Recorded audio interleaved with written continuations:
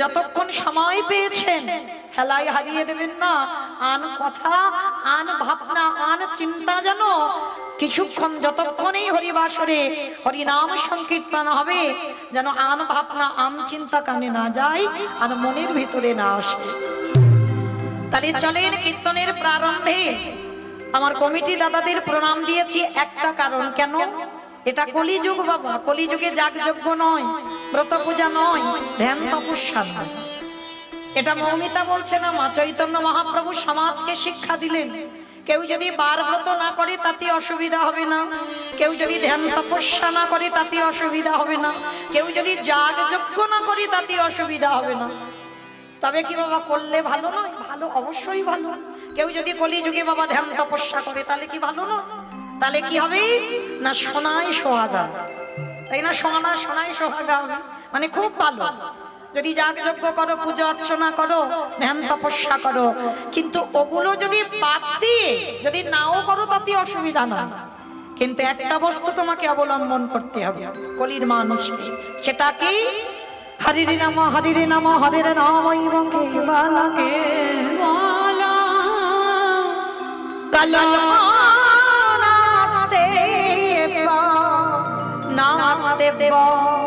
নাস্তে গতির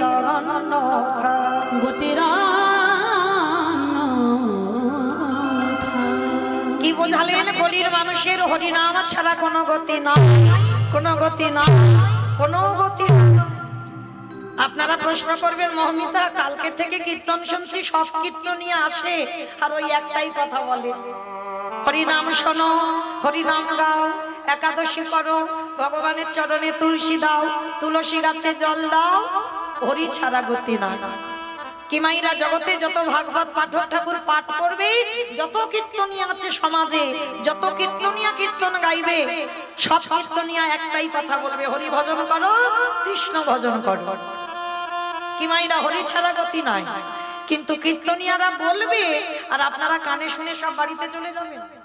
একবার হৃদয়ঙ্গ করবেন না, বাস্তবে মেলাবেন না, যে কীর্তনিয়ারা যেটা বললো সেটা একবার বাস্তবে মেলাতে হবে। তো এই যে হরির নাম ছাড়া গতি না, সত্যি কি গতি আছে মা?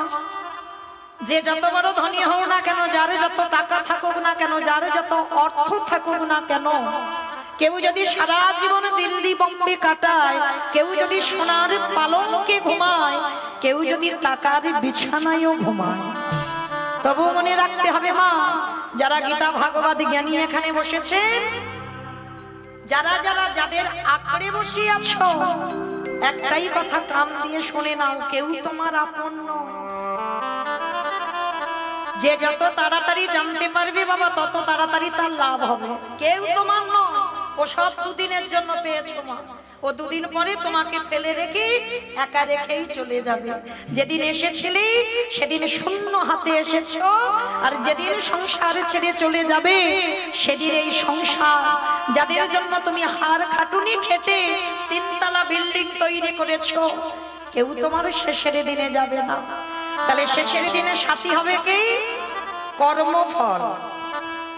এইটা আমার খুব মন দিয়ে শ্রবণ করবেন, কর্ম কাউকে ছাড়বে না।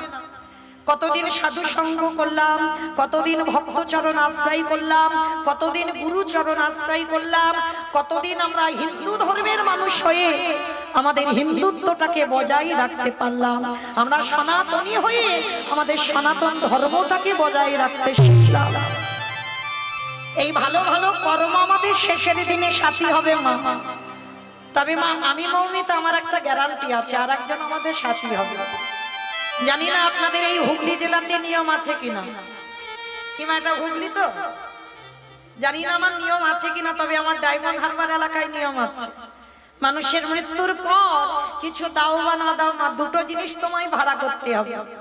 সে বড় লোক হোক আর গরিব হোক, দুটো জিনিস বাড়িতে যদি থাকে তো উত্তম, আর যার বাড়িতে নাই দুটো জিনিস ভাড়া করতে হবে। কি? এক হলো খোল আর এক হলো করতাল। আর এই দেহটাকে যখন বের করে নিয়ে যাবে, পিছনে বাজাবে বলো হরি হরি, বলো হরি, বলো হরি। কি মাইরা তোমাদের এই গ্রামে আছে তো নিয়মটা? বাহ, তাহলে একটু বুঝতে সুবিধা হয়। তাহলে এই জায়গাটা একটু আস্বাদন করে দেখে। লাখ লাখ টাকা খরচা করে দুর্গা পূজা হয়, লাখ লাখ টাকা খরচা করে কালী পুজো হয়, সরস্বতী পুজো হয়, লক্ষ্মী পুজো হয়, সব পুজো ভালো হয়। যখন পুজো হচ্ছে আমরা পুষ্পাঞ্জলি দিতে গিয়ে মায়ের কাছে কত কিছু চাই, কি মা চাই না? আমার ছেলের যেন মাধ্যমিকে ফার্স্ট ডিভিশন যায়, ছেলে যেন উচ্চ মাধ্যমিকে রেজাল্ট ভালো হয়, আমার স্বামীর যে ব্যাধিটা আছে ব্যাধি যেন ভালো হয়ে যায়, আমার রোগ যেন ভালো হয়ে যায়, কত কিছু চাবা। তাহলে মা তো সচল, তাই তো মার চরণে পুষ্পাঞ্জলি দিতে গিয়ে মায়ের কাছ থেকে চেয়ে নিলে। কিন্তু যেদিন ওই মাকে বিসর্জন দিতে যাবে, কি গো ধুমধাড়াক্কা ডিজে বাজনা, আর শুধু ডিজে বাজনা নয় মা, এমন নাচানাচি হবে যেন হার্ট ব্লক হয়ে গেল। আমার তোমাদের গ্রামে হয়, এখানেও হয়। আমি ভাবলাম আমার ডায়মন্ডে বুঝি হয়, তার মানে এখানেও হয়। এই জায়গায় হলো বাবা অনুভূতি, সেটা তো মা। তাহলে মাকে তুমি জলে ফেলতে যাচ্ছ, তুমি নাচানাচি করে যাচ্ছ, তুমি ডিজে বক্স বাজাচ্ছ। আর যেদিন আমাদের দেহটা বিসর্জন হবে, খোল করতালটা না বাজিয়ে বাবা একটা ডিজে বাজিয়ে লড়ি করে গেলে হতো না? হওয়ালে হতো। তাহলে হওয়াচ্ছি না কেন? এই জায়গায় আমার চৈতন্য মহাপ্রভু শিক্ষা দিয়েছেন, ওরে কলিরে জি, এটি খালি হাতে যাচ্ছে, সে খালি হাতে। যতই আমার আমার করে বসে থাকিস না কেন, ছেলে আমারে, মেয়ে আমারে, জায়গায় আমারে, জমি আমারে, বিষয় আমারে, বৈভব আমারে, বন্ধু আমার, সব আমার আমার আমার আমার। কিন্তু মনে রেখো ভাই, বাঁশি যদি বেজে যায় পড়ে থাকবে সরকারি খামা, এলে একা তুমি যাবে একা। যেদিন এসেছো একা, যাবেও একা। তাহলে শেষের দিনে সাথী হবে কর্মফল। কারণ রামচন্দ্রকে বাবা সরযূ নদীর জলে প্রাণ ত্যাগ করতে হয়েছে, ভগবান কৃষ্ণচন্দ্রকে প্রভাসের তীর্থে প্রাণ ত্যাগ করতে হয়েছে জরানধের হাতে। ভাগবত বলছে, আমি বলছি না, 125 বছর বয়সে চৈতন্য মহাপ্রভুকে 48 বছর বয়সে বাবা দেহ সম্বরণ করতে হলো।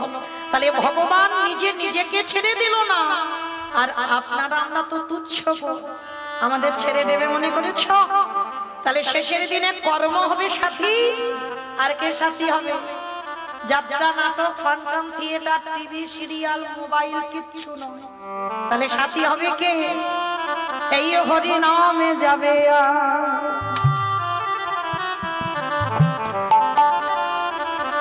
আমাদের পচা দেখো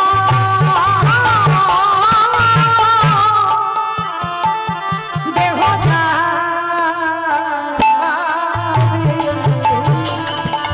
আপনারা জানেন এই কথাগুলো, একটু মনে করিয়ে দিলাম। শিশুকালে কৃষ্ণ ভজে, কৃষ্ণ পাবার আসে, যৌবনেতে কৃষ্ণ ভজে, কৃষ্ণ আসে বানায় আসে, বৃদ্ধকালে কৃষ্ণ ভজে, জমেরও তর আসে।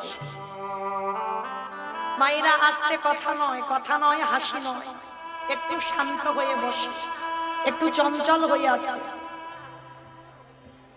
ভজন করতে বলছেন মহাজনেরা বাবা একটু সকাল সকাল, শিশুকালে ভজন করতে বলছে। তাহলে একদিকে মহাজন বলছে শিশুকালী ভজন করো, আর একদিকে মহাজনেরা বলছেন বাবা কুড়ি ফুল গোবিন্দ সেবাই ঠিক ঠিক লাগে না। তাহলে ভক্ত কোন দিকে যাবে মা? কুড়ি ফুল মানেই তো আমাদের দেহতত্ত্বে বাবা বাল্যকাল। কি গো মায়েরা, কুড়ি ফুল গোবিন্দ সেবায় লাগে? যখন ছোটবেলায় কুড়ি ফুল তুলে জলে ভিজিয়ে রাখতাম না, ঠাকুমা বকাবকি করত, তাই না? ওই ফুল ফুটলে সকালবেলা গোবিন্দ সেবায় লাগে না, কারণ কুড়ি অবস্থায় গাছে থেকে তুলেছে, ওটা ঠিক ঠিক সেবায় লাগে না। আর আমাদের দেহতত্ত্বে বাবা এই যে শিশুরা, ছোট ছোট ছেলেরা মেয়েরা বসে আছে, বাবা মা এসেছে, দাদু ঠাকুমা এসেছে, তাই একটু এসেছে, কিন্তু এদের কি সেই অভিজ্ঞতা আছে? নেই। কেন? আমরা তো সেই ধ্রুবের মতো ছেলের জন্ম দিতে পাচ্ছি না, আর প্রহ্লাদের মতো ছেলের জন্ম দিতে পাচ্ছি না। কি গো, বাবা হলো বীজ, মা হলো ক্ষেত্র বা মাটি। বীজ বপন করা হলো, মাটিটা যদি নোনা লেগে যায় মাটির ফসল জীবনে ভালো হবে না। মায়েরা কোন মাটি গো? আপনাদের এই গ্রামের মাটির কথা বলছি, হুগলির মাটি কথা। তাহলে কোন মাটি গো? মা মাটি। বাবা, এই মা মাটিটা ভালো হতে হবে, তবে তো একটা ক্ষুদিরামের মতো ছেলের জন্ম দিতে পারবে, নেতাজির মতো ছেলের জন্ম দিতে পারবে, বিদ্যাসাগরের মতো ছেলের জন্ম দিতে পারবে, রবীন্দ্রনাথের মতো একটা ছেলের জন্ম দিতে পারবে।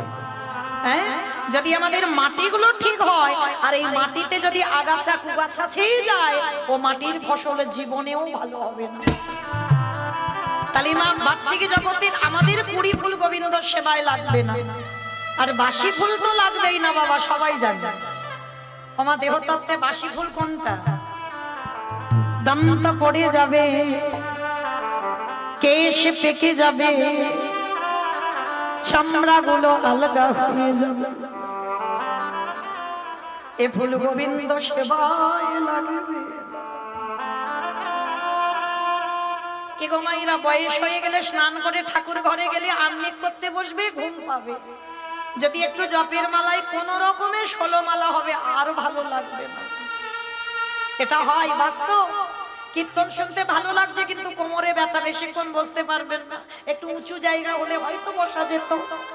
এটা হয় কারণ এই বাসি ফুলটা ঠিক ঠিক সেবায় লাগবে না। তাহলে সেবা দেবে কোন ফুল? যে ফুলটা বাবা আজকের গাছে ফুটেছে, আর আজকের গাছে ফোটা ফুল সম আমাদের যৌবন কাল। এটা আমার কথা নয় মা, আমারে গোবিন্দ রাধা রানীর চরণ দুখানা জড়াইয়ে ধরে কাঁদিয়ারে বলে, রাধে গো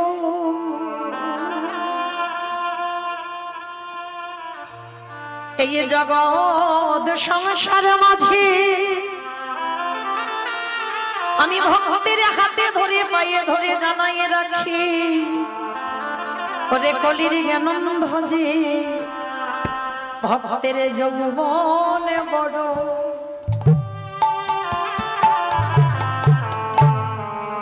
যৌবন বড় ভালো,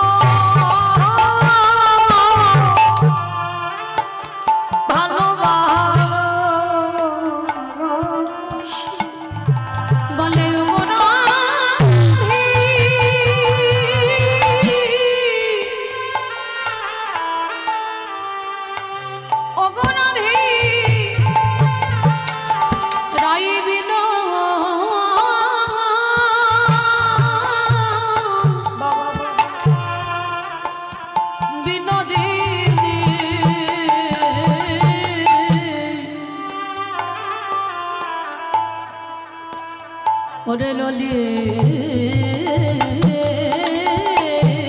তারে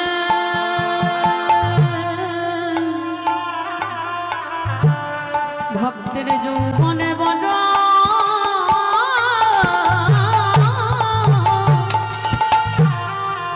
বড় ভালো।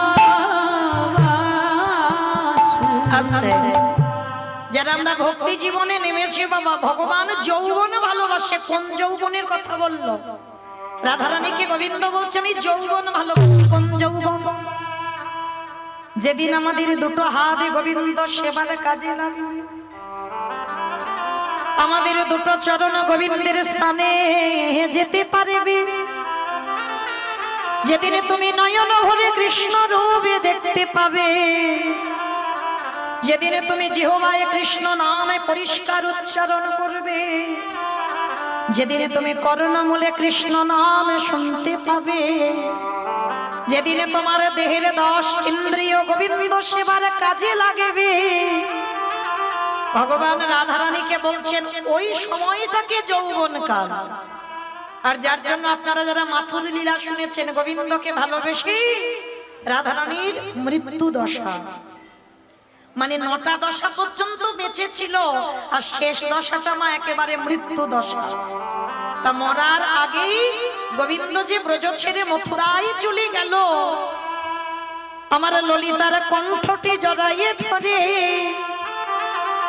রাধারানী কাঁদে আরে বলে, সজনী রে আমার বধূ যদি কোনোদিনে ব্রজধামে ফিরে আসে, সেদিনে যদি আমারে দেখে যৌবনে না থাকে, বলে বলে ও ললিতা ও বিশাখা, সেদিনে যদি আমারে গোবিন্দ এই মথুরা ছেড়ে ব্রজে আসে, বলবো আমি কি দিয়ে গোবিন্দে সেবা সেবা দিব আমার তাই হরি বল, হরি বল।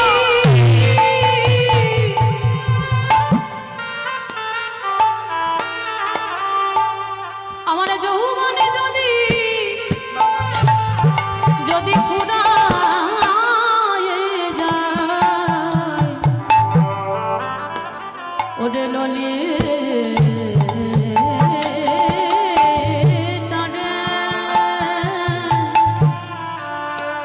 আমি কি দিয়ে গোবিন্দ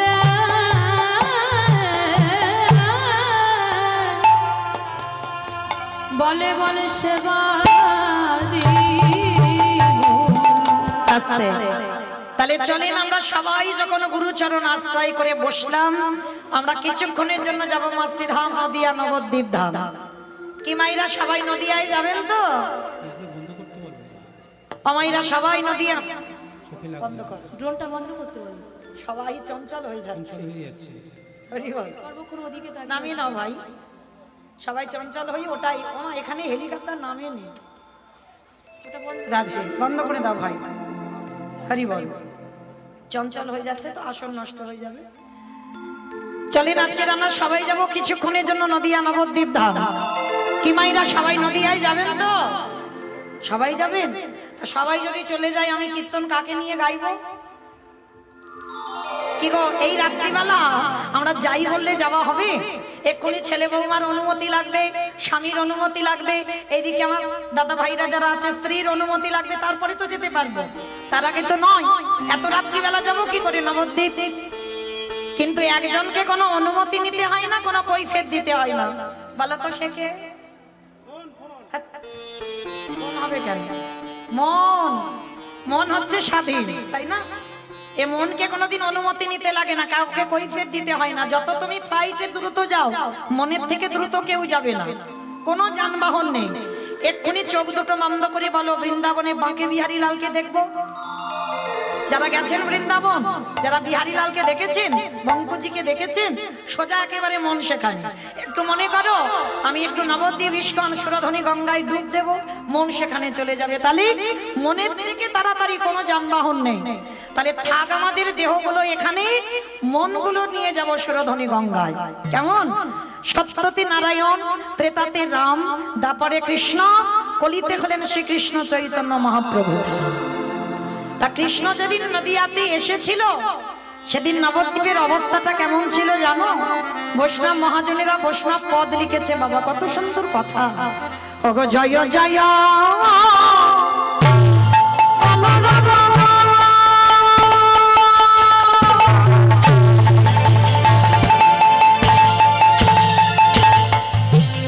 ওই নদিয়া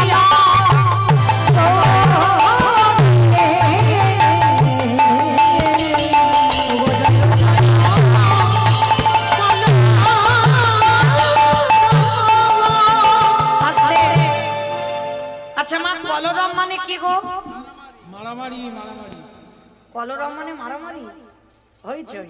কলরব মানে হইচই, গন্ডগোল, চিৎকার চেঁচামেচি। দেখেন একটু কান পেতে শোনেন, একটা আওয়াজ হচ্ছে, একটা গুনগুন আওয়াজ হচ্ছে না? কিন্তু মহাপ্রভু বলছেন এই কলিযুগের মাটিতে মহাপ্রভু যেদিন এসেছিল ওই রকম গুনগুন আওয়াজ হয়নি। সেই গুনগুন আওয়াজটা কেমন ছিল জানো? মাত্র তিনটে ধ্বনি, শঙ্কর ধ্বনি, উলুদ ধ্বনি, আর যাদের যাদের হাত এসেছে, যাদের আসেনি বলবো না। কিমা সবার হাত এসেছে তো? যাদের এসেছে কই একবার দেখাও। নিতাই গৌর প্রেমানন্দে হরি বল, হরি বল, হরি বল। তো মাইরা কই দেখি এবার একটু প্রেম সে একটু উলুদ ধ্বনি দেন দেখি একবার। ওগো জয় জয় কলরব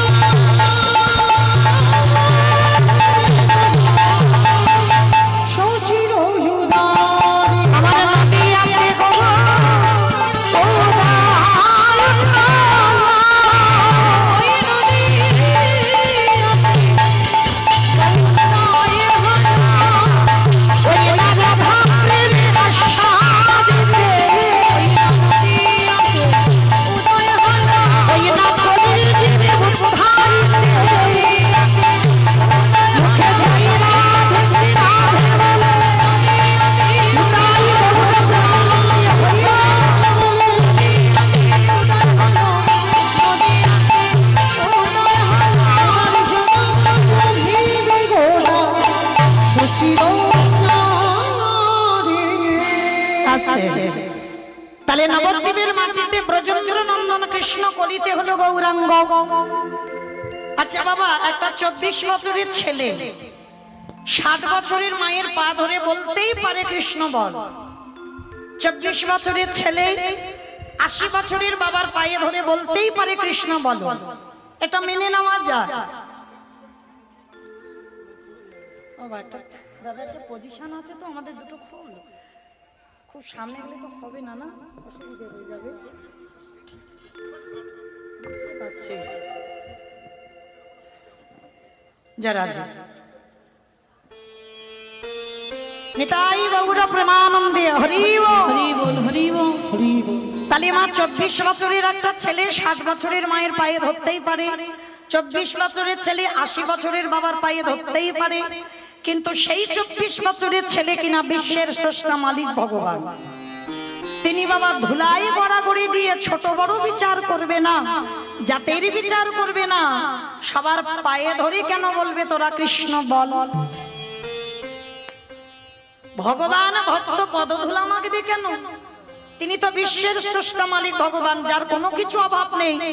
তিনি কেন বাবা ছোট বড় বিচার না করে, যে ভগবান সত্য যুগে রাজা হলো, যে ভগবান ত্রেতা যুগে 14 বছর বনবাস থেকে ফিরে রাজা হলো, যে ভগবান কৃষ্ণ হয়ে ব্রজের রাজা হলো, মথুরার রাজা হলো, দ্বারকার রাজা হলো, সেই ভগবান নবদ্বীপের মাটিতে কাঙাল হলো কেন? শুধু কাঙাল নয় মা, যাকে দেখতে পাচ্ছে তার পদধূলাটা ভগবান সারা গায়ে মাখছে কেন? ভগবান হয়ে ভক্ত পদধূলা নেবে কেন? যুগ ধর্ম প্রবর্তক নাম সংকীর্তন, চারি ভাব ভক্তি দিয়া নাচাই ভুবন। আপনি ভক্ত ভাব করি অঙ্গীকার, আপনি না করলে ধর্ম জীবের শিখানো না যায়, আপনি আচরি ধর্ম জীবের শিখায়, এই তো সিদ্ধান্ত গীতা ভাগবতে গায়। এই মতো কলিকালে প্রথম সন্ধ্যায় অবতীর্ণ হলেন কৃষ্ণ আপনি নদী। তাহলে কি বুঝলাম এই শ্লোকে? ভগবান ভগবান হয়ে আসেনি, কিন্তু ভক্ত ভাব নিয়ে এসেছে। আর শুধু ভক্ত ভাব নয় মা, নিজে আচরণ করে জগৎকে শেখাচ্ছে, তোরা আমাকে দেখে শে, আমি ভগবান হয়ে কি কর্ম করছি তোরাও আমাকে দেখে শিখে। বাবা এখানে যারা রামায়ণ জ্ঞানী, যারা মহাভারত জ্ঞানী এখানে আছেন, যারা রামায়ণ পড়েছেন বা মহাভারত পড়েছেন বা যারা শুনেছেন, এই রামায়ণ যারা পড়েছেন বাবা, রামায়ণের অভিজ্ঞতা যদি কারোর থাকে, এই রামায়ণের চরিত্র, রামচন্দ্রের চরিত্র পড়লেই বুঝতে পারবেন একজন দেশের রাজা যে হবে সে কেমন করে প্রজাদের ভালোবাসবে। রামচন্দ্রের চরিত্র যারা পড়বে, একজন রাজা হয়ে তার স্ত্রীকে কেমন করে সম্মান করতে হয়। রামচন্দ্র শিখিয়েছে বাবা একজন সন্তান হয়ে তার পিতামাতাকে কেমন করে শ্রদ্ধা করতে হয়। রামচন্দ্র শিখিয়েছে একজন ভাই হয়ে, একজন দাদা হয়ে একজন ভাইকে কেমন করে ভালোবাসতে হয়। তাহলে রামায়ণ বা মহাভারত দুটোই কিন্তু সমাজ শিক্ষা। যদি কেউ বাবা পাঠ করে নিজের মধ্যে একবার ধারণ করতে পারে, অবশ্যই বাবা তার জীবন পরিবর্তন হবেই হবে। তাহলে আজকের চৈতন্য মহাপ্রভু ভক্ত পদধূলা কেন মাখছেন? কি গো মায়েরা, ছোট ছোট বাচ্চাদের প্রণাম টনাম করা শেখাচ্ছ তো? তাহলে ধর্ম নিজে করি কি তার ঠিক নেই, আমার ছেলে পুলে অপরাধ নিও না ভা, যেন কেউ ভেবে বসো না যে মৌমিতা জ্ঞান দিচ্ছে না। এইটা জীবনে মনেও আনবেন না, আমি জ্ঞান দিতে আসিনি। আপনারা জানেন সংসার জীবনে তো ভুলে যাই, গন্ডগোল হয়ে যায়। মনে করাবার জন্য কীর্তন, কাউকে জ্ঞান দেওয়ার জন্য কীর্তন নয়। তাহলে মনে করাতে এসেছি মা, ছোট ছোট বাচ্চাদেরকে শেখাবেন আগে প্রণাম করা, আগে নত হতে শিখাতে হবে। কেন বলছি জানো? অনেক অনেক ছেলে মেয়েদের দেখি তো গাড়িতে যখন সাইকেল বা বাইক নিয়ে যাবে, যদি একটু হরি মন্দির টন্দির দেখে, দেখলেই বাবা একটু সুইচ টিপে দেয় প্রণাম। আমার ভুল বললাম? দেখবেন অনেক মানুষ আছে ওই সুইচ টিপে দিয়ে প্রণাম হয়ে গেল। মন্দির দেখলে হয়তো রাধা গোবিন্দ মন্দির কি কালী মন্দির কি দুর্গা মন্দির, একবার সুইচ টিপলো, এটা প্রণাম নয়।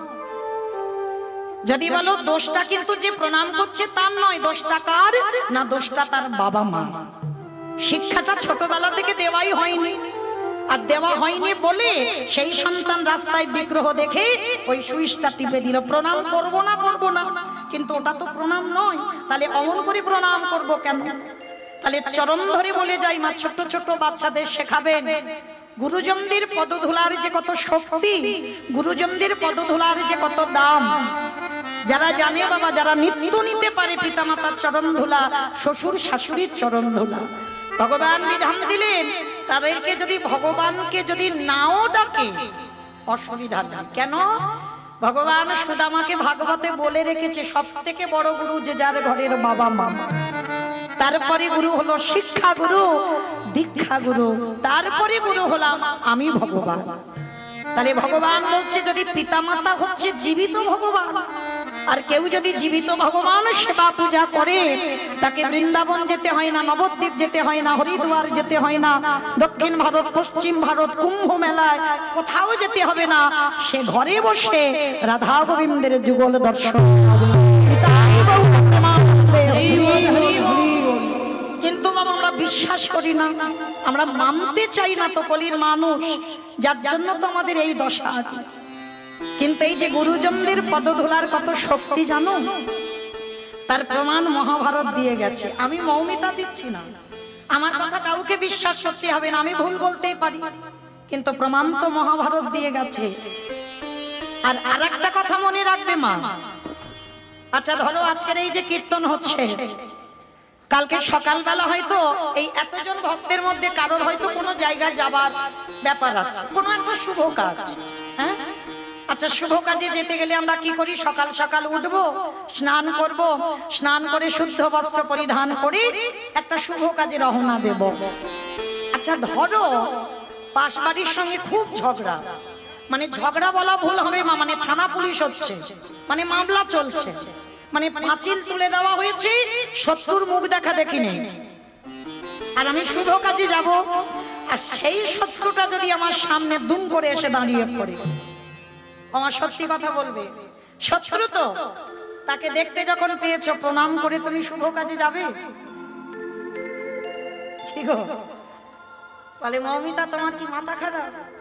যেই শত্রুটা দেখবো দরজা বন্ধ করে ঘরে গিয়ে মাথায় চাপড় দিয়ে বসে পড়বে, হায় হায় হায় আমার দিনটা একেবারে মাটি হয়ে গেল। কি গো মা বলবে না? শুধু আমি বলবো কেন, যারা দাঁড়িয়ে আছো, যারা বসে আছো, আমি কীর্তনিয়া সম্প্রদায়, ও সবাই বলবো যে শত্রুর মুখ দেখলে আমাদের যাত্রা অশুভ হয়। কিন্তু না, এটা তো মানুষের বিধান, এটা আমরা তৈরি করেছি বাবা, যে শত্রুর মুখ দেখলে আমার দিন খারাপ যাবে, কিন্তু এইটা তো শাস্ত্র বিধান দেয়নি। শত্রু তোমার ক্ষতি চায়, কিন্তু তুমি যদি সেই ব্যক্তির ক্ষতি না চাও, সেই ব্যক্তি যদি অমঙ্গলে না চাও, তাহলে আমি বলে যাচ্ছি বাবা, কোনোদিন শুভ কাজে যাওয়ার কালে শত্রু হলেও যদি গুরুজন হয়, ছোট বলে বলছি না, যদি গুরুজন হয়, সামনে যদি পড়ে যায়, তার পদধূলাটা নিতে শেখো। আমি বলছি রে, মহাভারত প্রমাণ। কবে জানো? যেদিন কুরুক্ষেত্রের মাঠে যুদ্ধ হবে, ভগবান কৃষ্ণ যুধিষ্ঠির মহারাজকে ডেকেছিল, যুধিষ্ঠির দাদা আর বিলম্ব নয়, তাড়াতাড়ি তুমি রণসাজে প্রস্তুতি নাও, সকাল হলে আমাদের যেতে হবে ওই ধর্মক্ষেত্রে, কুরুক্ষেত্রে। আচ্ছা বাবা হরি বল, এই জায়গাটা একটু আস্বাদন করে। ধরুন আপনাদের এই গ্রামে, এই জায়গাতে যদি রক্তের বন্যা বয়ে যায়, মারামারি কাটাকাটি খুনোখুনি হয়ে যায়, ধরো কত মা সন্তান হারাবে, কত মা যদি তার পতি হারাবে, কত বাবা যদি তার পুত্র হারাবে, আত্মীয় পরিজন সব যদি রক্তের বন্যা বয়, তাহলে কি বাবা আমরা সমাজ এই জায়গাটাকে ধর্মক্ষেত্র বলবো? বলবো না তো। তাহলে কুরুক্ষেত্রের মাঠে যুদ্ধ হলো, যেখানে বাবা মানব দানব খেচড়ে খেচড়ি, পশু পাখি কীট পতঙ্গ তরুলতা গুল্ম সব প্রাণ হারালো, তথাপি জায়গাটাকে ধর্মক্ষেত্র বলছে কেন? এটাই তো প্রশ্ন আমাদের। এই জন্য কীর্তন শুনতে হয়, একটা ছোট মানুষের কাছেও জানা যায়। শুধু মনে রেখো মা, এই জায়গাটা ধর্মক্ষেত্র বলার কারণ একটাই, কারণ কথিত ছিল যারা যারা ওই মাটিতে প্রাণ হারাবে, কাউকে আর নরকে কষ্ট পেতে হবে না। যারা যারা প্রাণ হারাবে সবাইকে যেতে হবে দেবলোকে। তাহলে যেখানে প্রাণ হারালে বাবা নরকে কষ্ট পেতে হয় না, তাহলে সে জায়গাটাই তো ধর্মক্ষেত্র হয়। যারা গেছেন কুরুক্ষেত্রের মাঠ দর্শন করেছেন, আপনাদের পদধূলা নিয়ে দর্শন হয়েছে বাবা। আজও যেখানে ভগবানের পদচিহ্ন রয়েছে, যেখানে দাঁড়িয়ে অর্জুনকে যে উপদেশগুলো দিয়েছিল বাবা, সেটাই তো গীতা। আজও সেই চরণ চিহ্ন রয়েছে। পিতামহ ভীষ্ম যেখানে সরসজ্জায় আছে, আজও রয়েছে। তাহলে যেখানে ভগবানের চরণ চিহ্ন পড়ে থাকে, সে জায়গাটাই ধর্মক্ষেত্র হয়। ভগবান কৃষ্ণ যুধিষ্ঠির মহারাজকে বলছে, যুধিষ্ঠির দাদা, দেরি নয়, তাড়াতাড়ি তৈরি হও, সকাল হলে যেতে হবে কুরুক্ষেত্রের মাঠ। যুধিষ্ঠির মহারাজ করজোর করে বলল, কৃষ্ণ একটুখানি বিলম্ব করো, আমি একবার আমার বড় মার কাছে যেতে চাই। আস্তে অমাইরা, যুধিষ্ঠির বড় মাটা কে গো? বাহ, গান্ধারী, 100 ছেলের মা, আর একটা মেয়ে ছিল দুঃশলা। তাতে সেই গান্ধারী হচ্ছে যুধিষ্ঠির বড় মা, সব থেকে বড় শত্রু। ভাইরা আপনারা খুব মন দিয়ে শুনবেন। অনেকে গেতির সঙ্গে বিবাদ থাকে না, আমার কথাটা শোনার পরে বাবা তার হৃদয়টা একটু তুলে উঠবে, বিবাদ আর থাকবে না হৃদয়। কারোর সঙ্গে যদি দ্বন্দ্ব থেকে যায়, থাকবে না হৃদয়।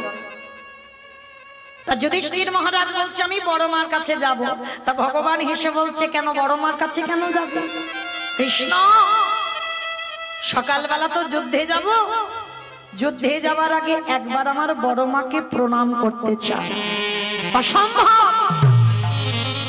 যে বড় মা সারা জীবন তোমার অমঙ্গল চেয়েছে, যে বড় মা জীবনে তোমার ভালো চাইলো না, যে বড় মা ঠাকুরের কাছে মাথা ঠুকে বলে কবে এদের মৃত্যু হবে, কবে পঞ্চ পাণ্ডব নিধন হবে, আর তুমি কিনা যুদ্ধে যাওয়ার আগে সেই বড় মাকে প্রণাম। কৃষ্ণ, তুমি বোধহয় ভুলে যাচ্ছ, সে তো আমার বড় মা, আমার মায়ের থেকেও বড়। আর যে আমার মায়ের থেকে বড় হয়, যদি যুদ্ধে যাবার আগে সেই বড় মাকে প্রণাম না করি, কৃষ্ণ, আমি কোনোদিন জয়ী হতে পারবো না। ভগবান একটু মৃদু হেসে বলছে, ঠিক আছে ঠিক আছে, তুমি যাও, তবে শোনো, তাড়াতাড়ি প্রণাম করে চলে এসো। ঠিক আছে কৃষ্ণ, আমি যাবো আর চলে আসবো। গান্ধারীকে প্রণাম করতে যাচ্ছে মা, সব থেকে বড় শত্রু। আর তখন ওই গান্ধারী কি করছিল জানো? আচ্ছা মা, সন্তানের মঙ্গল আর অমঙ্গল প্রথমে কে বোঝে? মা। মনে রেখো বাবা, এই মা ডাকটা খুব ছোট ডাক, খুব ছোট। ভগবান সব ডাক দুটো করে দিয়েছে, কিন্তু মা, এই মা ডাক হচ্ছে একটা অক্ষর। ভগবান এই মা ডাকে এমন একটা সুধার রস দিয়েছে না, কেউ যখনই মা বলে ডাকে হৃদয়টা কেমন দুলে ওঠে না। মা নামে সুধার ঝরে, মা নামে সুধার ঘরে, মা বড় সুধার সমান, ডাকিলে জুড়াই আইসে পড়া। তা গান্ধারী কৃষ্ণের ছবিটা নিয়ে কাঁদছে কেন? কৃষ্ণ, আমি তো মা, আমার 100টা ছেলে দিলি বাবা, পারলি নে আমার একটা ছেলেকে ধার্মিক করে দিতি। 100টা ছেলে সব অধার্মিক, আমার একটাও ছেলে কেউ ধর্মপথে গেল না। হ্যাঁ রে বাবা, পারলি না, আমার 99টা ছেলে তুই খারাপ করে দিতে পারতিস, আমার একটা ছেলেকে তো একটু কৃষ্ণ ভক্ত করে দিতে পারতিস। কৃষ্ণ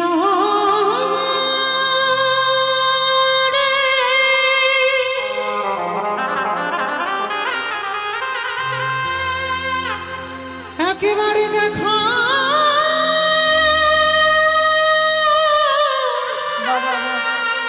দেখা দে,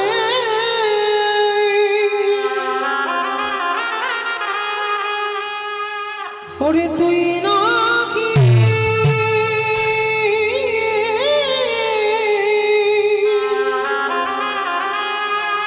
ভক্তিতে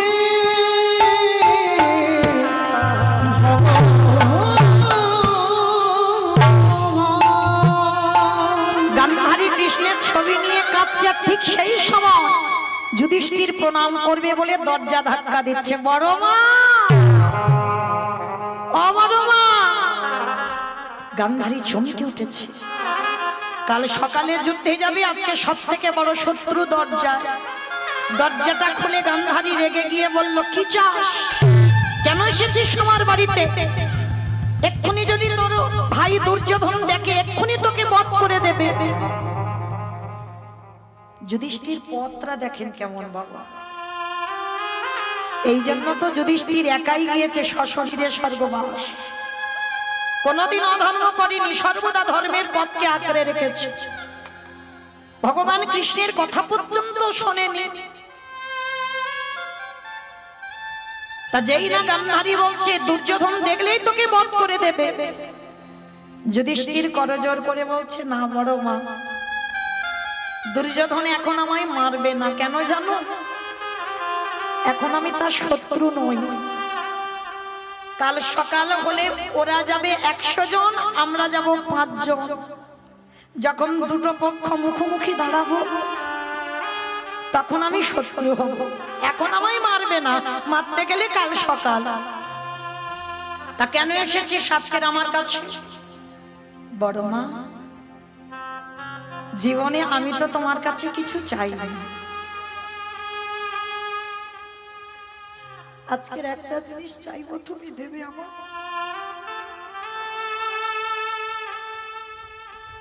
গান্ধারী বলল, বল, যদি থাকে তো দেব। আছে বড় মা, তুমি ছাড়া তো কেউ দিতে পারবে না। ওই বস্তুটা তোমারই কাছে আছে। আমার কাছে আছে? হ্যাঁ, ঠিক আছে, যদি থাকে তো দেব। বল কি চাস? না, ওরকম করে নয়, একবার তুমি আমার মাথা ছুঁয়ে বলো, তোমার কাছে যা চাইবো আজকের আমায় দেবে। চাইনি তো কোনোদিন, আজকের প্রথম চাইছি, দাও না বড় মা। গান্ধারী বলল, ঠিক আছে, তোর মাথা ছুঁয়ে বললাম, যদি থাকে আমি তোকে দেব। দেখো বড় মা, ত্রিসত্য অঙ্গীকারে আবদ্ধ করেছ, কথার খিলাপ যেন না হয়। তাহলে দাও এবার। যুধিষ্ঠির বড় মার কাছে চেয়েছিল আশীর্বাদ। কি আশীর্বাদ চেয়েছিল জানো? ওগো বড় মা,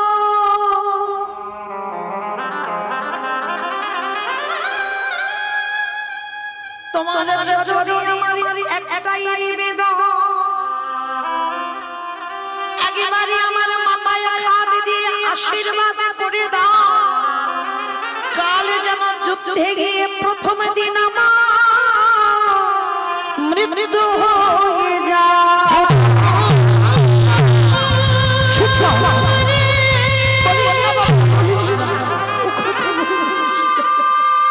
তুই এমন করে পারবো না আমি, ওই বলিস না, আমি যে বড় মা হয়ে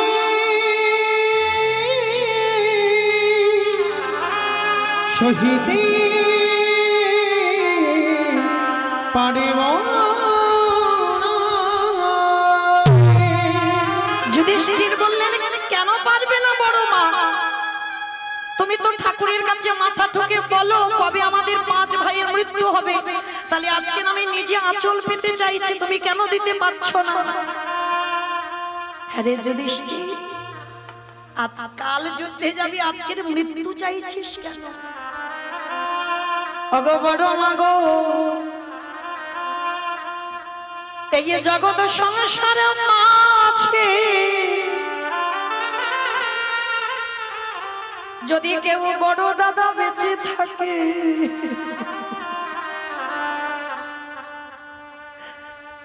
যদি কোলের ছোট ভাই মারা যায়, এই জগৎ সংসারে মাঝে যে জন ভাই হারিয়েছে,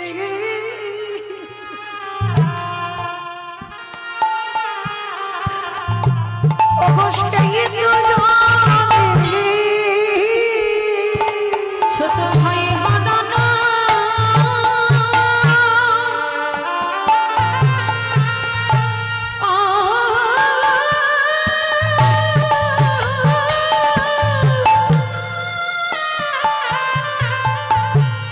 ছোট ভাই হারানো সে যে কি বেদনা, যে জনে হারাইছে সেই তো জানে। তাই বড় আমি চাই না ওই রক্তের খেলা খেলতে। আমি বড় দাদা বেঁচে থাকবো আর আমার ছোট ছোট ভাইগুলো মারা যাবে, আমি এটা দেখতে পারবো না। তাই প্রথম দিন আমার যেন মৃত্যু হয়ে যায়, আর তোমায় কিছু দেখতে হবে না। গান্ধারী যে জীবনে কোনোদিন আশীর্বাদ দেয়নি বাবা, যুদ্ধে যাবার আগের কাছে সর্বপ্রথম যুধিষ্ঠিরকে বুকে ধরে বলল, খোকারে সব থেকে বড় শত্রু ভুলে গেছে যে ও আমার শত্রু। গান্ধারী মাথায় হাত দিয়ে ছেলেকে বর দিল। কি বর দিয়েছিল গো? ওগো যথা ধর্ম তথা জন্ম। নিতাই গৌর হরিবল। হাতে খাই রে ওরে যথা ধর্ম তথা জয় হো। এই জগৎ সংসার আছে, যদি কোনো ভক্ত ধর্মকে আশ্রয় করে, আমার ভগবান কি বলে জানো? স্বয়ং ধর্ম তারে রক্ষা করে।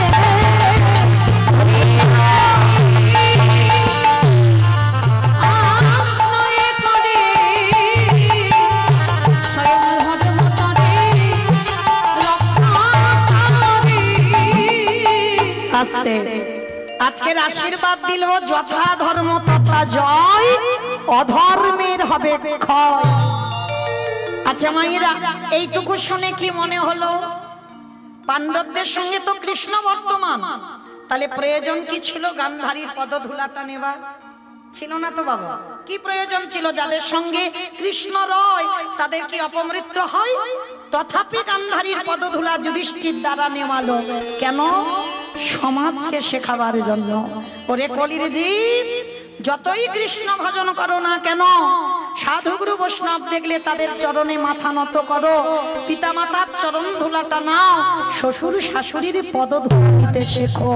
আর তারপরে তুমি যুধিষ্ঠির মতো তুমিও এই জন্মে সশরীরে হবে স্বর্গবাসী। নিতাই গৌর প্রেমানন্দে হরি বল। হরি বল। তাহলে মায়েরা, যাদের যাদের আশেপাশে শত্রু আছে, কালকে থেকে সব মিটমাট করে নেবে তো? চেষ্টা করবে, এখন ঠিকঠাক বলতে পারছি না, কিন্তু মনে রেখো শত্রু হলেও যদি গুরুজন হয়, কোথাও যেতে গেলে যদি সামনে পড়ে যায়, সে তোমার ক্ষতি চায়, তুমি তো তার ক্ষতি চাও না। যদি সত্যি না চাও, তাহলে সে শত্রু হলেও যদি গুরুজন হয়, তার পদধূলাটা নিতে শেখো। আর যদি তোমার চরিত্র এমন হয়, তুমি এই জন্মে যুধিষ্ঠির মতো সশরীরে স্বর্গবাস। তাহলে আজকে সেই চৈতন্য মহাপ্রভু জগৎকে শেখাবার জন্য ভক্ত পদধূলা মারছে। কেহ বলে পুরবেদী রাবণ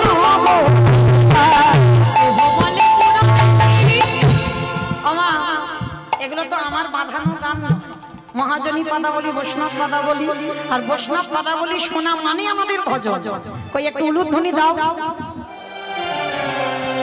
কেহ বলে পুরবেদী রাবণ মধিলা, কেহ বলে আমার গোরারি উলুধ্বনি।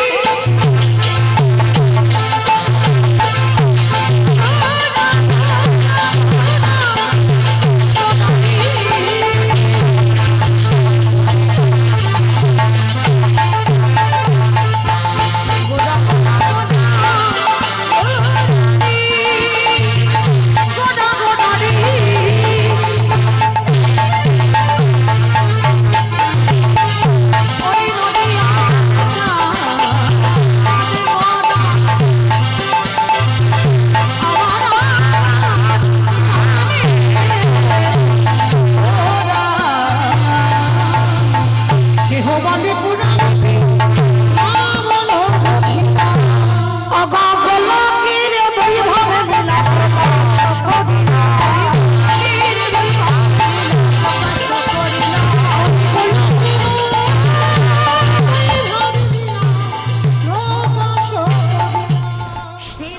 ধারে ভাবে গোড়াই অবতার তেরা ধারে ভাবে গোড়া বাবুটা তেরা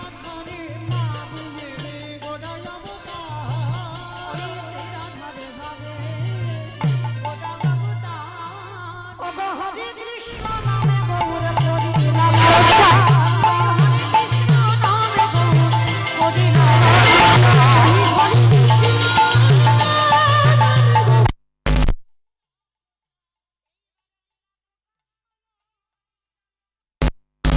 লীলা প্রকাশ হলো ভোলের বই হবে লীলা প্রকাশ করিলা ওগো ভোলের বই হবে লীলা প্রকাশ করিলা বাসুদেব ঘোষে কহে করি জোড় করি জোড় ওগো যে গো সেই কৃষ্ণ সেই তো জগন্নাথ সে তো জগ বাসুদেব ঘোষে কাহে এইবারে না প্রকাশ হলো বাসুদেব বাসুদেব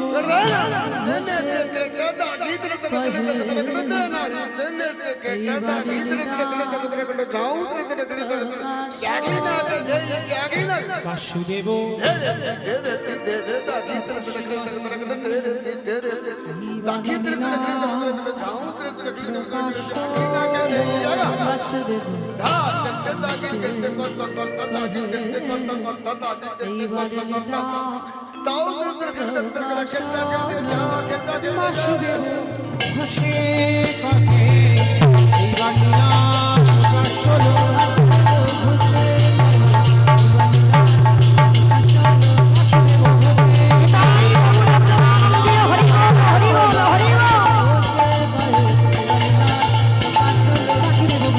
কাহে এইবার লীলা লরে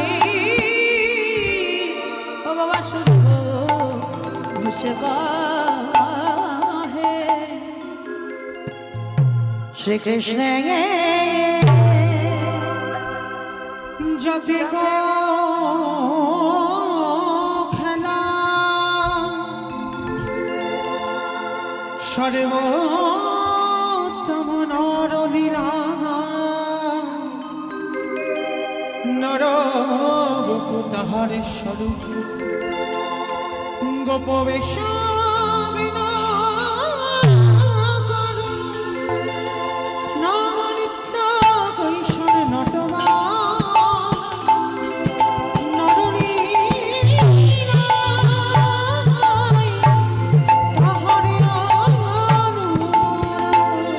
সেই বৃন্দাবনে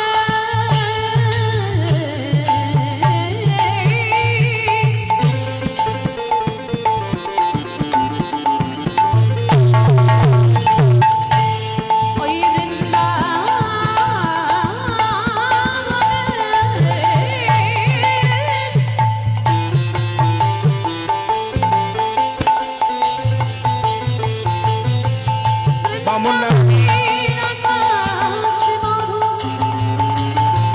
বামনডাঙ্গা সার্বজনীন উলুধ্বনি শঙ্করধ্বনি এবং হরিধ্বনি দিয়ে আমাদের মাননীয় কীর্তনিয়াকে বরণ করে নেওয়া হচ্ছে। আপনারা প্রত্যেকে উলুধ্বনি এবং হরিধ্বনি দিন। হরি বল। আমাদের সংঘের পক্ষ থেকে আমাদের মহিলা কর্মী তাকে উত্তরীয় দিয়ে বরণ করে নিচ্ছেন। আপনারা প্রত্যেকে উলুধ্বনি দিয়ে একটু সম্বর্ধনা জানাবেন।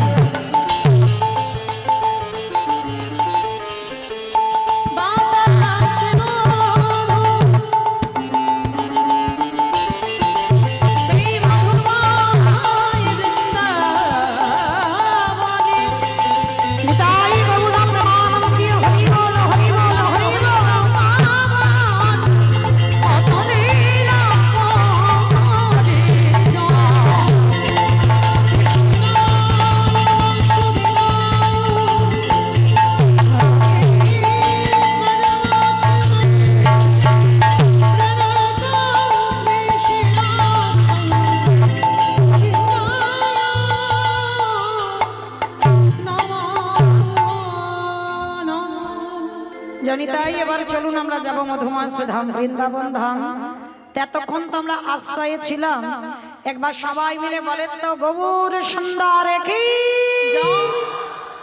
নবদ্বীপে ধাম কি, সচির নন্দন কি, বিষ্ণু প্রিয়া কি, ধ্বনিটা হলো কি, এটাও জয়। বললাম ধ্বনিটা হলো কি, এটা নাকি জয়, এইটা জয় নয়, মানে ভক্ত একেবারে ডুবে গেছে বাবা, কি বলছি খেয়াল নেই। আমি বললাম ধ্বনিটা হলো কি, মানে জিজ্ঞেস করলাম, মানে হলো না, একটু প্রেম সে দিতে হবে। এত জোরে ধ্বনি দাও, কত দূর যাবে জানো? ডানকুনি। বাবা বলে ফেলেছো? হ্যাঁ, ডানকুনি যাবে না? যাবে না? যাবে? বাহ, মাথা যখন নেড়েছে মানে বিশ্বাস আছে যাবে। এ জন্মে যদি মাঝ রাস্তায় থেমে যায়, পরের জন্মে হয়তো ডানকুনি যাবে, কিন্তু যাবে, এই বিশ্বাসটা রাখতে হবে। কই দেখি আমার নিতাই চাঁদ গৌর চাঁদের মতো হাত দুটো একবার তোলো তো দেখি, যাদের আছে তোলো, যাদের নাই বলবো না। সবাই আমার দাদা ভাই, বাবা ঠাকুর ভাইরা যারা যারা আছেন সবাই একবার গৌর গোবিন্দ চরণে আত্মনিবেদন। কই দাদা ভাই হাত উঠছে না কেন? একবার মাঝখানে ধসের মতো গেল কেন? এই ধসা রোগটা ভালো নয়, ওখান থেকে সব পড়ে যাবে। তোলো সম্পূর্ণ একসঙ্গে। এইদিকে আমার ভাইরা হাতগুলো কি হলো, সবাই তোলো, সবাই চরণ ধরি আমার দাদা ভাইদের কাছে নিবেদন। সবাই, আর অর্ধেক নয়, সম্পূর্ণ সবাই একসঙ্গে বলো গৌর সুন্দরী কি, নবদ্বীপে ধাম কি, সচির নন্দন কি, বিষ্ণু প্রিয়া কি, নিতাই চাঁদ কি, ভক্ত বৃন্দ কি, হরিবাসর ধাম কি, সাধু গুরু বৈষ্ণব কি, আপন আপন গুরু চরণ কি, নিতাই গৌর ব্রহ্মে পৌঁছলাম। সবাই আজকের বৃন্দাবন যাব, কিন্তু যেতে গিয়ে একটা ভজন গাইতে গাইতে যাওয়া হোক, কিংবা একটা ভজন হবে তো। চলো, যেহেতু বৃন্দাবন যাব, তবে আমি আর আমার সম্প্রদায় নয়, সবাই যাব। যাবো তো? যারা যারা যাবো একটু উলুধ্বনি তোলো।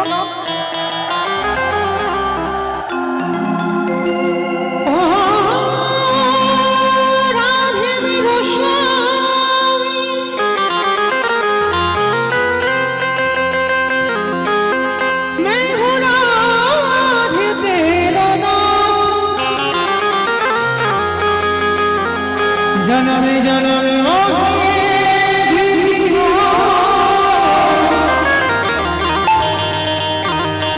বৃন্দাবন জয় রাধে শ্রী রাধে, জয় শ্রী কৃষ্ণ বলো।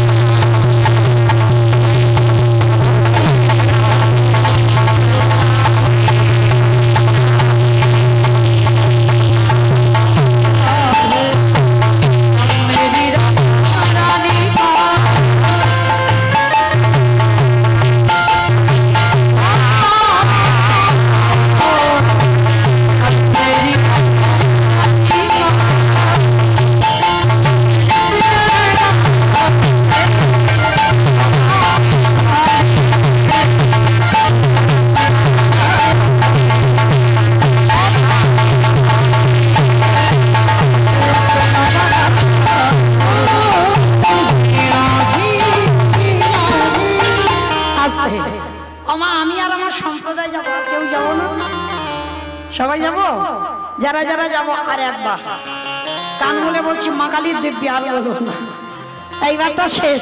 সবাই দেখি একবার হাত দুটো তোলে, সবাই একসঙ্গে তালি তালি করো, তালি কেমন? নাম মেরি রাধা রানী,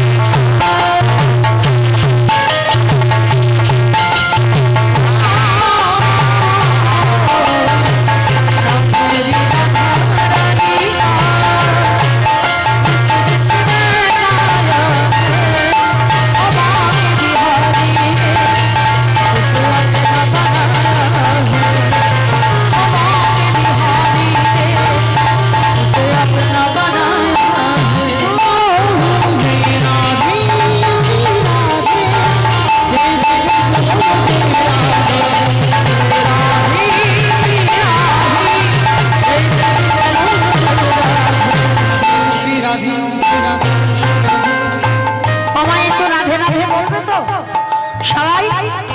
ওই দেখি একসঙ্গে হাত দুটো তোলো সবাই। শ্রী রাধে শ্রী রাধে শ্রী রাধে শ্রী রাধে শ্রী রাধে শ্রী রাধে শ্রী রাধে শ্রী রাধে শ্রী রাধে শ্রী রাধে উলুধ্বনি শ্রী রাধে শ্রী রাধে শ্রী রাধে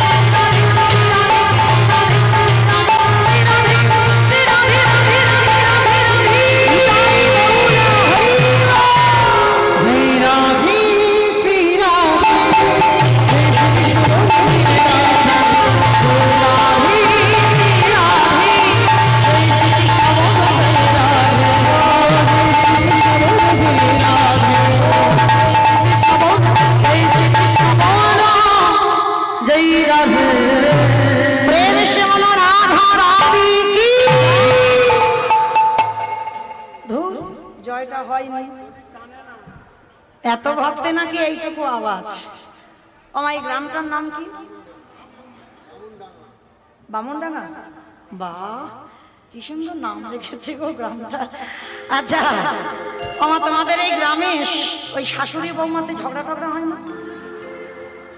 হয়, এক কথা হয় না, তার মানে হয়। এই টান দিয়ে বলছে মানে হয়, মানে কথাই বোঝা যায়, বলছে একদম হয় না, মানে টান দিয়ে কথা। আচ্ছা ওই শাশুড়ি বৌমাতে ঝগড়া হলে যে গলাটা বার হয়, একটু বের করে দেখাও তো দেখি একবার, গলাটা ছেড়ে দেবে কেমন? তখন তো ঝগড়ার সময় ভাসুর শ্বশুর এসে গেলেও তো আওয়াজ কমে না, ওই আওয়াজটা একবার বের করো, একটু গলাটা ছেড়ে দাও। রাধা রানী কি, তার মানে ঝগড়া হয়।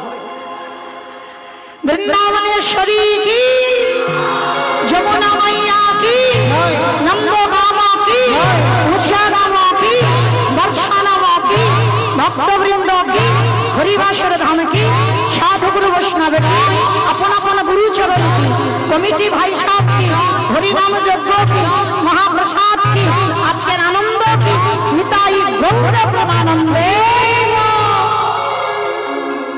পৌঁছে গেলাম সবাই বৃন্দাবন। আর বৃন্দাবনে গিয়ে ভগবানের 24 জন বন্ধু আছে, আর 24 জন বন্ধুর মধ্যে 12 জন প্রধান, 12 জন উপপ্রধান। আর এই বন্ধুদের কথা বললেই একটা বন্ধুর নাম আমরা সবাই আগে ভেসে ওঠে, কে? সুদামা। কিন্তু সুদামা ছাড়া আরো তো ভগবানের বন্ধু আছে। কি গো, আরো তো ভগবানের বন্ধু আছে, শুধু সুদামা তো বন্ধু নয়। সুদামা কি একটা বন্ধু? আর যে বন্ধু, তাহলে আজকে সেই 24 জন বন্ধুর মধ্যে এক বন্ধুকে নিয়ে আজকে আলোচনা হবে, যে বন্ধুটার নাম হচ্ছে মধুমঙ্গল। যেমন আপনারা শুনেছেন কৃষ্ণ সখা সুদামা, আর আজকের আমাদের লীলা আস্বাদন হবে কৃষ্ণ সখা মধুমঙ্গল। এই যে মধুমঙ্গলের বাবা, যার নাম হচ্ছে সন্দীপনী মণি, ভগবান কৃষ্ণচন্দ্রের শিক্ষা গুরু সন্দীপনী মণি। আর এই সন্দীপনী মণি মহামায়ার একটা সন্তান, যার নাম হচ্ছে মধুমঙ্গল। তো যাই হোক, আমার দাদা ভাইরা আমাকে নিমন্ত্রিত করে এনেছেন, তাদের আদেশ শিরোধার্য করে আজকের আমার লীলা আস্বাদন হবে কৃষ্ণ সখা মধুমঙ্গল। তো মায়েরা, আগে বলেনি লীলার প্রারম্ভে একটু মন দিয়ে শ্রবণ করবেন। লীলার শেষে আমার দুটো প্রশ্ন থাকবে, উত্তর নেব তারপরে ছুটি। আর উত্তর যদি না পেয়েছি আমিও যাব না এখান থেকে, আর আপনাদেরও সারা রাত আমি যেতে দেব না। আরো ভালো? বাহ, ঠিক আছে, তাহলে চলো। তবে একটু চেষ্টা করো, উত্তর কিন্তু আমি নেব তারপরে যাব, কেমন? কারণ সারা বছর ছেলে লেখাপড়া কি করলো, মাধ্যমিকের রেজাল্টটা পেয়ে বোঝা গেছে, তাই না? কতগুলো মাস্টার দেওয়া, কিন্তু রেজাল্ট না হাতে এলে বোঝা যাবে না। তো ঠিক তদ্রূপ এতক্ষণ যে কীর্তন শুনবো, কীর্তন শেষে আমার দুটো প্রশ্নের উত্তর পেলেই বুঝবো বাবা কে কীর্তন শুনলো আর কে কীর্তন শুনলো। তাহলে একটু লীলাটা মন দিয়ে শুনুন, কেমন? চলো। দেবর্ষি একটু মরতে যাব। ওমা, মর্ত কোনটা? উপরেরটা, উপরে। ওই দেখো উপরটা নাকি মর্ত, মানে খিচুড়ি স্কুলে যাই না, আমার বলে নিচে, নিচে তো পাতাল, আর উপরটা স্বর্গ। তাহলে মর্ত কই? যেটাই বসে আছেন, আমি যেটা দাঁড়িয়ে আছি। তাহলে মা, এটা হচ্ছে মর্তধাম। আর মর্তধামের একজন মা। শীতেতে সিঁদুর আছে, হাতে শাঁখা আছে, আলতা পেড়ে শাড়ি পরে আছে। দূর থেকে নারদকে দেখতে পেয়েছে। আরে ও নারদ, এইদিকে এসো, এদিকে এসো, এদিকে এসো। আমায় ডাকছিলে?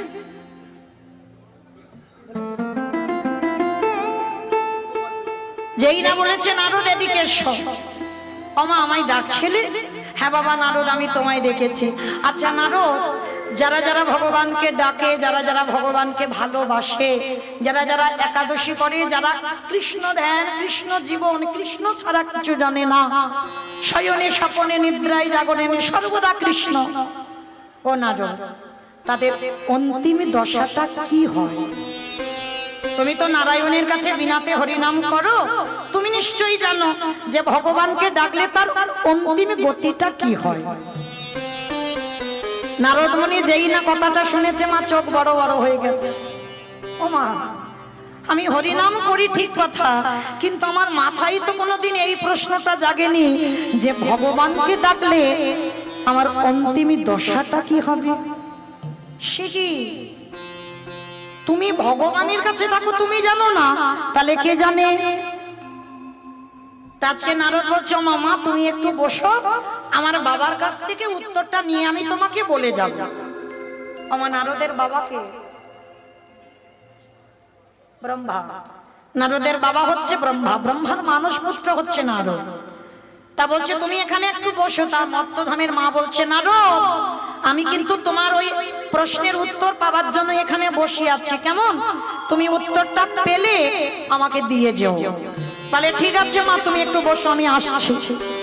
দেবর্ষি নারদ একেবারে ছুটে গেল কোথায়? ব্রহ্মলোকে। পিতা, পিতা, একই নারদ হঠাৎ তুমি আমার ব্রহ্মলোকে আগমন? পিতা, যারা যারা ভগবানকে ডাকে, যারা যারা ভগবানকে ভালোবাসে, তাদের অন্তিম দশাটা কি হয়? চতুর্মুখী ব্রহ্মা হেসে বলছে, নারদ এ প্রশ্নের উত্তর তো আমার জানা নেই। সে কি, আমি জানি না? তুমি আমার বাবার চারটি মুখ জানো না, তাহলে কে জানে? বলে একজন জানলে জানতে পারে যে গাঁজা ভাং খায়। আমাকে গাঁজা খাইব? ও শিব গাঁজা খায়? কোনদিন দেখেছো বাবা গাঁজা খাচ্ছে বসে বসে? দেখনি তো, তাহলে বলছে কেন যে বাবা গাঁজা খায়? বাবা ত্রিলোকের বড় বৈষ্ণব। আমাদের প্রধান বৈষ্ণব হচ্ছে 12 জন, আর 12 জনের মধ্যে বৈষ্ণবের আচার্য হচ্ছেন বাবা ভোলানাথ।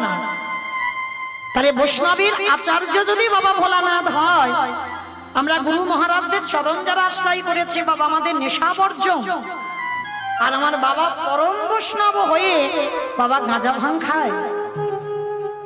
কখনো বলো না মা, আজকে যা বলে ফেলেছো ফেলেছো, এরপরে আর জীবনে বলবে না যে বাবা গাঁজা খায়। তাহলে আমরা গাঁজা কলকে গুলো দিই কেন? যে বৈষ্ণব হয় তার কোনো ব্যক্তিগত সংসার হয় না। যে বৈষ্ণব পদ অবলম্বন করে, গোটা বিশ্ব ব্রহ্মাণ্ডটা তার সংসার। আর বৈষ্ণবে যে হয় সে সহিষ্ণু, সবার কথা ভাবে। আর ওই সবার কথা ভাবতে গিয়ে বাবা নিজে কাঁধে বদনাম নিয়েছে। কারণ ওই গাঁজা কলকে গুলো ভূত পেদনি খাবে, তো নন্দী ভেঙ্গি খাবে, আর ওদের জন্য বাবা গাঁজা কলকে নিল, আর বদনাম রটে গেল বাবা গাঁজা খায়। বাবা জীবনে গাঁজা খায় না, বাবা বৈষ্ণব। বাবার একটাই নেশা, বাবার হচ্ছে হরি নামের নেশা। তা এইবার নারদ আর চতুর্মুখী ব্রহ্মা বাপ বেটা দুজনে যাচ্ছে শিব ঠাকুরের কাছে। আমার শিবের বাড়ি কোথায়? বাহ, ওমা আমি গাইবো কি? আমার থেকে তো বেশি মুখস্থ। ভালো, একটু একটু উত্তর দিতে হয়, কেন জানো? আমার মামু কীর্তনিয়া ছিল তো, খুব ছোটবেলায়, তখন ঠাকুমার কাছে থাকতাম, মানে গানে নিয়ে যেত না, মা গানে যেত, আমাকে রেখে রেখে যেত, ভাই বোন থাকতাম।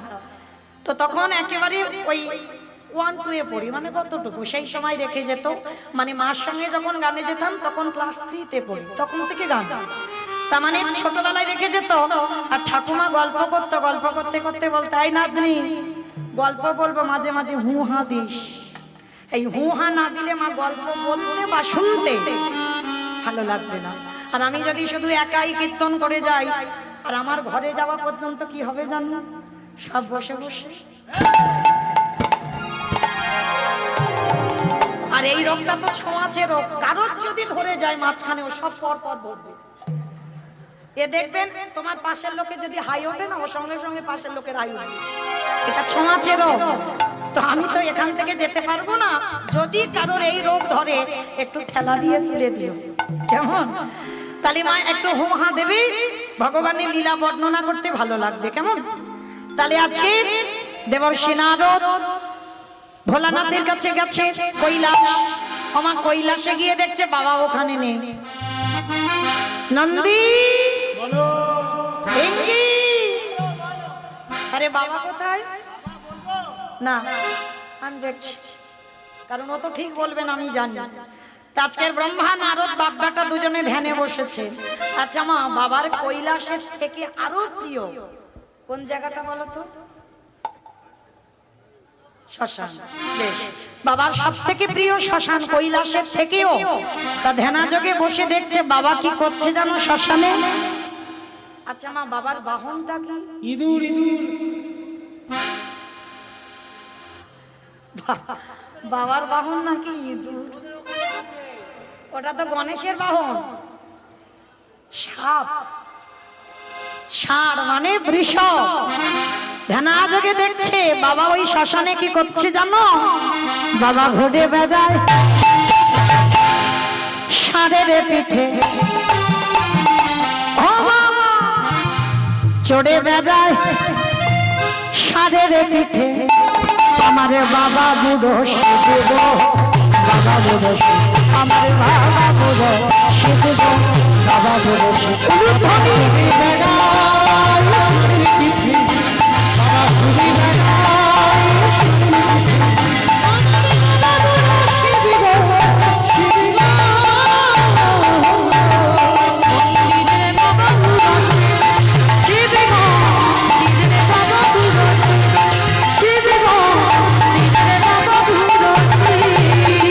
শ্মশানে শ্মশানে থাকি চাই বৈষ্ণবায়, শ্মশানে শ্মশানে থাকি চাই বৈষ্ণবায়, শ্মশানে শ্মশানে থাকি চাই বৈষ্ণবায়, শ্মশানে শ্মশানে থাকি চাই বৈষ্ণবায়। হরি হরি হরি হরি বলে গো, হরি হরি বাবা চড়ি বেড়ায়, বাবা ঘুরে বেড়ায়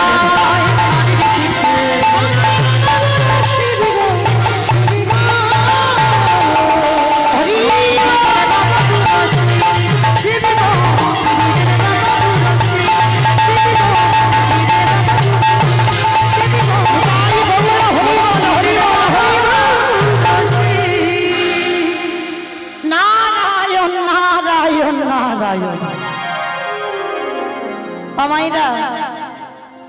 একটা কথা বলবো, বলি? আচ্ছা সিরিয়াল টিরিয়াল দেখো? আমার কারণ আছে, হঠাৎ কেন জিজ্ঞেস করলাম? কারণ না থাকলে হঠাৎ দুম করে বলি সিরিয়ালের কথা।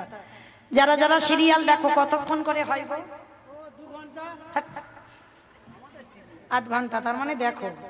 বেশ, আচ্ছা আধ ঘন্টা গোটা সিরিয়াল হয়? হ্যাঁ, 15 মিনিট অ্যাডভার্টাইজ হয় আর 15 মিনিট মূল কাহিনীটা হয়। আচ্ছা মা, ধরো সিরিয়ালটা খুব জমে উঠেছে, আর জমে যাবার সময় হঠাৎ যদি সিরিয়ালে অ্যাডভার্টাইজ দেয় তখন কিরকম মনে হয়? যেন মাথাটা দেয়ালে ঠুকে দিই। মানে ইচ্ছা করে না তো, অ্যাডভার্টাইজ গুলো দেখার ইচ্ছা নেই, তবু দেখতে হয়। কেন? কারণ ওই সিরিয়ালটা ওই কোম্পানিগুলোই তো চালাচ্ছে।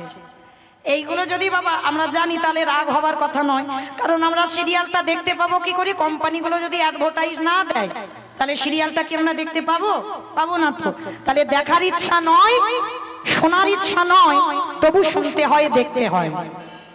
আমার কিছু বুঝতে পেরেছো? পারোনি? তাহলে এবার খুলে বলি। এই যে আমার কীর্তন আপনারা শুনতে পাচ্ছেন, সবাই তো মোবাইলে দেখেছেন এতদিন, আজকের গ্রামে এসে দাঁড়িয়েছি আপনাদের কাছে। কিন্তু যারা নিমন্ত্রিত করে আমাকে এনেছেন, যারা হরিনামের আয়োজন করেছেন, এত সুন্দর আলো, এত সুন্দর ফুলের সাজ, এত সুন্দর প্যান্ডেল, জেনারেটর লাইট আমাদেরকে নিমন্ত্রিত করে এনেছেন, এর জন্য তো বাবা কিছু অর্থের প্রয়োজন হয়। আবার মন্দির নির্মাণ প্রকল্পেও কিছু প্রয়োজন।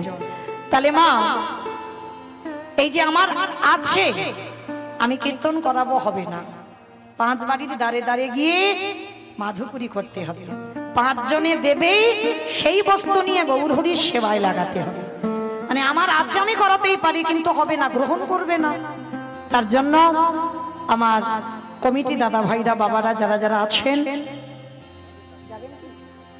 জয় রাধে, সবার কাছে আমার বিনীত নিবেদন,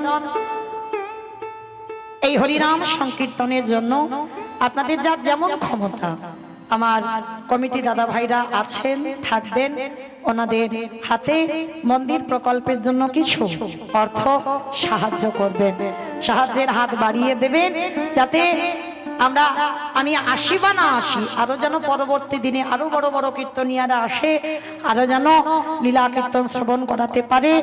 আর এই যে সুন্দর রাধা গোবিন্দের মন্দির দেখতে পাচ্ছেন, এইটা তৈরি হবে, এই মন্দিরটা আজকের পিছনে অবশ্যই দেখতে পাচ্ছেন সবাই। তো আপনারা সাহায্য করবেন যে যেমন ভাবে পারবেন, কারণ আপনাদের সাহায্য না হলে, কারণ এটা কারোর ব্যক্তিগত নয়, সবার। তাহলে সবার যখন সবাই আগিয়ে আসবেন, আর যারা যারা দেবেন শুধু একটাই কথা ভেবে দেখবেন, ব্যাংকে টাকা জমালে নমিনও লাগে, শুধু ব্যাংকে কেন, কোথাও টাকা জমালে নমিনও দিতে হবে, কিন্তু এখানে যদি কিছু দাও তোমার নমিনও লাগবে না। শেষের দিনে আমার ভগবান তোমার সামনে, ওই যে তৃতীয় পাণ্ডব অর্জুনের সামনে যেমন ভগবান কুরুক্ষেত্রের মাঠে ঢাল হয়ে দাঁড়িয়েছিল, তুমিও যদি নিঃস্বার্থ ভাবে ভগবানের আশ্রয়ের জন্য চিন্তা করো, ভগবান বলছেন ওই ভক্তের ভাবনা কাউকে ভাবতে হবে না, শেষের দিনে ওর সামনে আমি নিজেই ঢাল হয়ে দাঁড়াই। পিতাই গৌর প্রেমানন্দে হরি বল। তাহলে মায়েরা, যার যেমন ক্ষমতা সামর্থ্য আছে, আপনারা আগে